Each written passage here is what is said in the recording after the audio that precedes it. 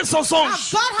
Et quand il se retrouve premier ministre, je suis venu dire à quelqu'un, la prophétie ne s'accomplira pas comme tu l'imagines, mais elle s'accomplira comme Dieu l'a dit. Elle ne va pas se fabriquer tel qu'il a dit. C'est ce que ça va s'accomplir. Quand il se retrouve ministre, ses frères ont eu faim. Oh, la famine a frappé. Ils sont venus à 11. Et quand ils sont arrivés là-bas, ils étaient à 10. Et quand ils arrivent là-bas, ils découvrent que ce sont ses frères. Ils ne se révèlent pas. Vous savez pourquoi? Parce que dans le songe, il n'y avait pas 10. Il y avait 11 frères qui se prosternaient devant lui. Il a dit à ses frères, allez chercher le 11e. Amenez-le ici. Pour que le 11e puisse venir ici. Et quand le 11 arrive, vous savez pourquoi le père n'était pas là? Parce que le père n'était pas dans le premier songe. Le père était dans l'autre songe. Les 11 sont venus là-bas. Ils se sont prosternés. Joseph se révèle. Il dit, c'est moi votre frère. Le premier songe s'est accompli. Il dit, allez chercher mon père.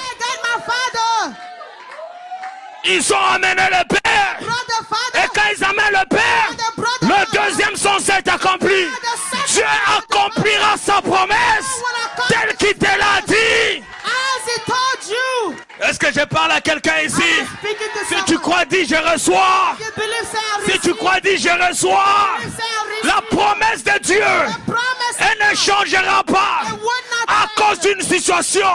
Elle ne changera pas à cause d'une humiliation. Elle ne changera pas à cause de la gloire. Elle s'accomplira. Elle s'accomplira. C'est pour cela dans la Bible, les apôtres se souvenaient toujours. Lorsqu'il a chassé les gens du temple, ils ont compris que c'était la prophétie de Jérémie, que le zèle de ta maison me dévore. Il n'y a aucun homme qui aidera Dieu à accomplir sa promesse dans ta vie. Même pas un prophète t'aidera. Même pas un docteur t'aidera. Même pas un apôtre. Même pas un président de ton pays. Lui-même Dieu. Il est fidèle à sa parole.